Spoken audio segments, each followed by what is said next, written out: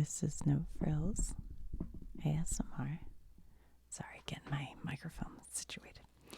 We've been reading The Adventures of Ulysses book. We've done quite a few chapters, so if you want to look back, you could search No Frills ASMR Ulysses, and I think it'll come up. Or you can look under the playlist, books and magazines, and find them. So this book is from 1969, and so far we have read Ships and Men, The Ciconians, The Lotus Eater, The Cyclops Cave, Keeper of the Winds, Cannibal Beach, Circe. I think we're on the land of the dead. So I've got a nice little cozy spot for us to be all cozy while we read. The land of the dead, and this guy is holding, he looks like Neptune or somebody, and he's got a skull in one hand and snakes at his feet. Oh my goodness. In those days, men knew the ocean stream was a huge river girdling the earth. Hades' kingdom, dark Tartarus, was presumed to be on the farther shore over the edge of the visible world, but no one could be certain, for those who went there did not return. Now it had been foretold by Circe that Ulysses would have to visit the land of the dead and be advised by wise ghosts before he could resume his journey and find his way back to Ithaca. So he turned his bow westward, and a strong east wind caught his white sails and sent the ship skimming toward waters no ship had sailed before. Night tumbled from the sky and set its blackness on the sea and would not lift. The ship sailed blindly. The men were clamped in a nameless grief. They could hardly bear the sound of their own voices, but spoke to each other in whispers. The night wore on and did not give way to dawn. There were no stars, no moon. They sailed westward and waited for dawn, but no crack of light appeared in the sky. The darkness would not lift. Once again, Ulysses lashed himself to the tiller and stuck splinters of wood in his eye sockets to prop the weary lids. And finally, after a week of night, a feeble light did curdle the sky. Not a regular dawn, no joyous burst of sun, but a grudging, milky grayness that floated down and thickened into fog. Still, Ulysses did not dare to sleep, for day was no better than night. No man could see in the dense, woolly folds of fog. Still the east wind blew, pushing them westward through the curdling mist, and still Ulysses did not dare give over the helm, for he had heard that westward rim of the world was always fog-girt and was studded by murderously rocky islets, where dwelt the Cimmerians, who waited quietly in the fog for ships to crack upon their shores and deliver to them their natural food, shipwrecked sailors.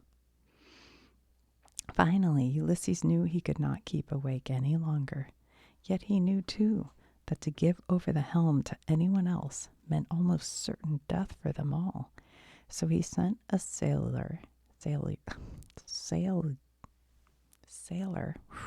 named Elpenor to climb the mast and to try to see some distance ahead. No sooner had Elpenor reached the top of the mast than the ship yawed sharply. Ulysses lost his footing and stumbled against the mast. No one saw Elpenor fall. The fog was too thick, but they heard his terrible scream turned into a choking gurgle. Poorly, son, I am dead, dead, dead. I kept telling you I would die one day, but you never believed me. Now you see. But do you see? Say you see. A thin tittering arose from the ghost, and they spoke in steamy whispers. Okay, that's why that didn't make sense. Sorry, guys. I skipped a page. I was like, what? I skipped something. I'm not going to start over. We're just going to pretend that didn't happen. Okay. No one saw Elpenor fall. The fog was too thick, but they heard his terrible scream turned into a choking gurgle, and they knew that he had been shaken from the mast and had fallen into the sea and been drowned. No sooner had his voice gone still than the fog thinned. They could see from one end of the ship to the other, the wet sails, the shining spar, each other's wasted faces. A white gull rose screaming and flew ahead of them. "Follow that gull," said Ulysses. "He will lead us where we must go." Then he stretched himself on the deck and went to sleep. Whereupon the crew began to whisper amongst themselves that the gull was the spirit of their shipmate, Elpenor, and that Ulysses had shaken him from the mast purposely, as you shake fruit from a tree, so that he might fall in the water and be drowned, giving them the white flight of his spirit to follow to Tartarus. "He has murdered our shipmate," they whispered to each other, "as he will murder us all to gain his ends." But they did not dare say it loud enough to awaken Ulysses. All day they sailed, following the white flash of the gull, and when night came there were no stars and no moon, nothing but choking blackness. Ulysses took the helm again, but now the bow tipped forward and the stern arose, and the ship slipped through the water with a rushing, rustling speed as if it were sailing downhill. The men clung to the shrouds and wept and groaned and pleaded with Ulysses to change course. But he answered them not at all. He planted his feet and gripped the tiller with all his strength. As the deck tilted and the ship slipped down, down.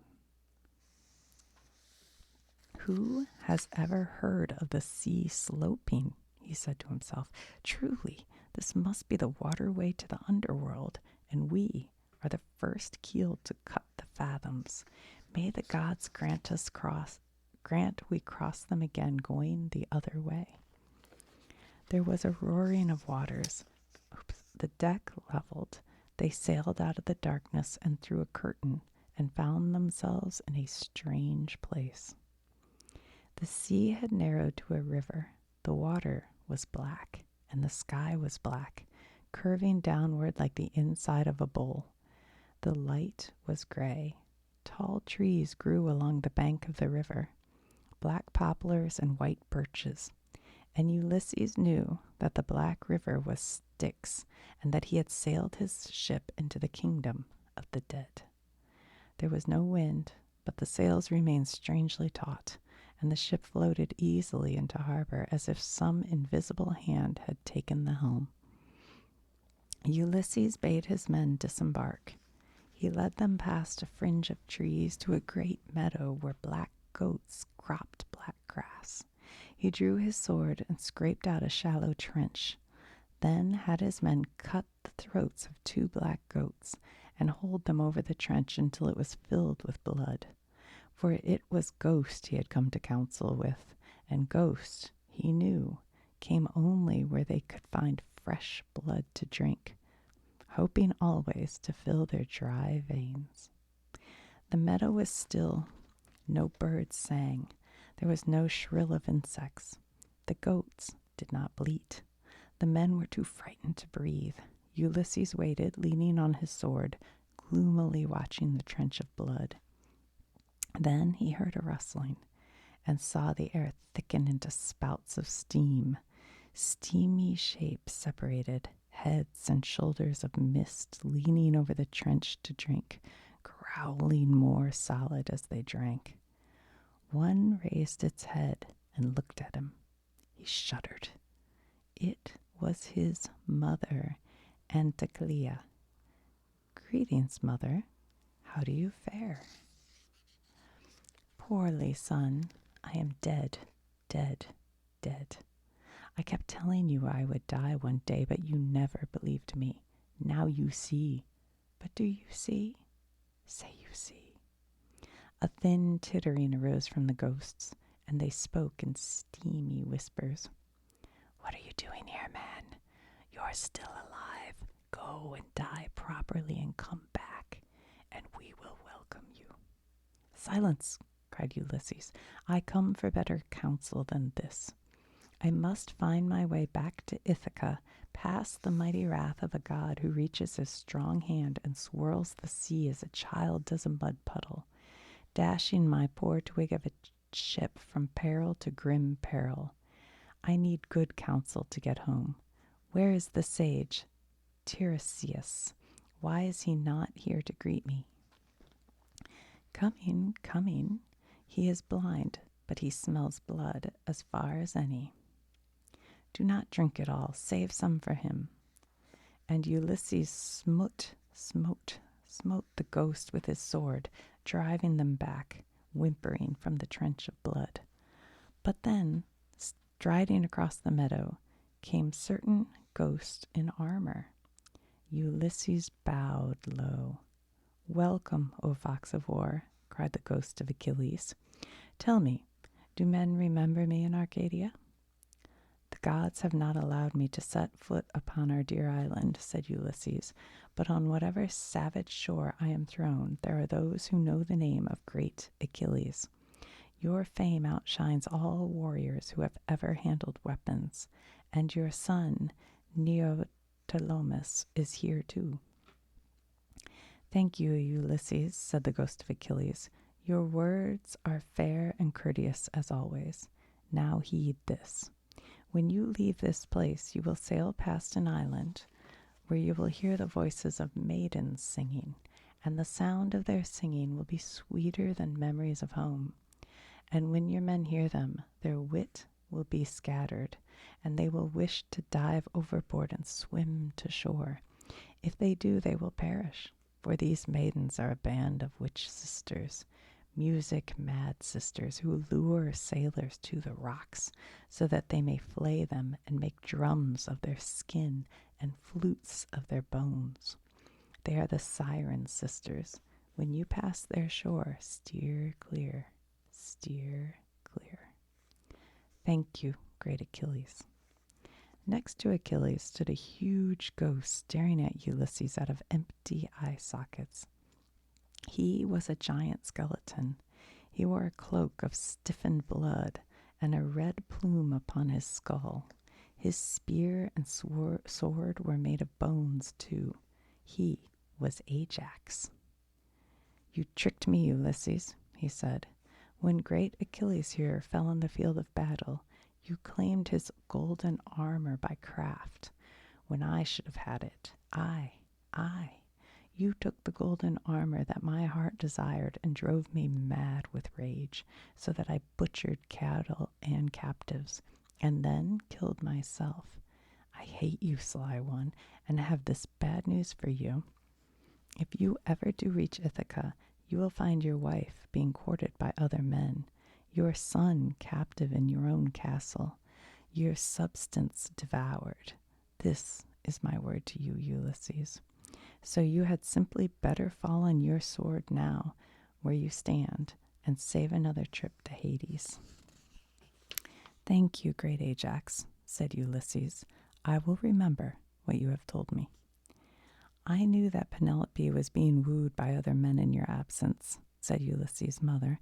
I knew it well, but I would not speak evil of your wife, not I, not I. Thank you, mother, said Ulysses. Then came a ghost, so new that his flesh had not quite turned to mist, but quivered on his bones like a pale jelly. He was Elpenor, who had fallen from the mast and had led them to Tartarus. When Ulysses saw who it was, he was taken by a great dread and cried, I did not push you, Elpenor, you fell. It was an accident, I swear. Nevertheless, said Elpenor, my ghost will trouble you until you make my grave. How will I do that? The first land you come to, build me a barrow and set therein my ore. If you forget, I shall scratch at your windows and howl down your chimney and dance in your sleep. I will build your grave with my own hands, said Ulysses. Have you counsel for me? Yes. Death has cleared my eyes, and I see things I would not have known. I see your ship now, sailing in a narrow place between two huge rocks. Beneath the starboard rock is a cave, and in that cave squats Scylla, an unpleasant lady with 12 legs and 6 heads, who cries with the voice of a newborn puppy. If you sail too near that rock, she will seize 6 sailors to feed her 6 mouths. Then I will steer away from Scylla toward the other rock. Ah, but under the other rock lurks a strange, thirsty monster named Charybdis, whose habit is to drink up a whole tide of water in one gulp, and then spit it out again, making a whirlpool of such terrible sucking force that any ship within its swirl must be destroyed. Monster to the right and monster to the left, cried Ulysses. What can I do to them? What can I do then? You must keep to the middle way, but if you cannot, and indeed it will be very difficult, for you will be tacking against headwinds, then choose the right-hand rock where hungry Scylla squats, for it is better to lose 6 men than your ship and your entire crew. Thank you, courteous Elpenor, said Ulysses. I will heed your words. Then the air grew vaporous as the mob of ghosts shifted and swayed, making way for one who cleaved forward toward the trench of blood, and Ulysses recognized the one he was most eager to see, the blind woman-shaped ghost of Tiresias, sage of Thebes, expert at disasters, master of prophecy. Hail, venerable Tiresias, he cried. All honor to you. I have journeyed far to make your acquaintance. Tiresias came silently to the trench, knelt, and drank. He drank until the trench was empty, and the misty bladder of his body was faintly pink. You honor me by your visit, Ulysses, he said. Many men sought my counsel when I was alive, but you are the first client to make his way down here. You have heard these others tell you of certain petty dangers which you will do well to avoid, but I have a mighty thing to tell. Tell. Your next landfall will be a large island which men shall one day call Sicily. Here the sun titan, Hyperion, pastures his herd of golden cattle. Your stores will have been eaten when you reach this place, and your men will be savage with hunger. But no matter how desperate for food they are, you must prevent them from stealing even one beef. If they do, they shall never see home again. I myself will guard the herds of the Sun Titan, said Ulysses, and not one beef shall be taken. Thank you, wise Tiresias. Go now, take your men aboard the ship, and go. Sail up the Black River toward the upper air. But now that I am here and have come such a long and weary way to get here, may I not see some of the famous sights? May I not see Orion hunting, Minos judging? May I not dance with the heroes in the fields of Asphodel? May I not see Tantalus thirsting, or my own grandfather Sisyphus rolling his eternal stone up the hill? No, said Tiresias. It is better that you go. You have been here too long already, I fear, too long exposed to these bone-bleaching airs. You may already be tainted with death, you and your men, making your fates too heavy for any ship to hold. Embark then, sail up the Black River. Do not look back. Remember our advice and forget our reproaches, and do not return until you are properly dead. Ulysses ordered his men aboard. He put down the helm. There was still no wind, but the sails stretched taut, and the ship pushed upriver, heading the Heeding the last words of the old sage, he did not look back, but he heard the voice of his mother calling, "Goodbye, goodbye," until it grew faint as his own breath.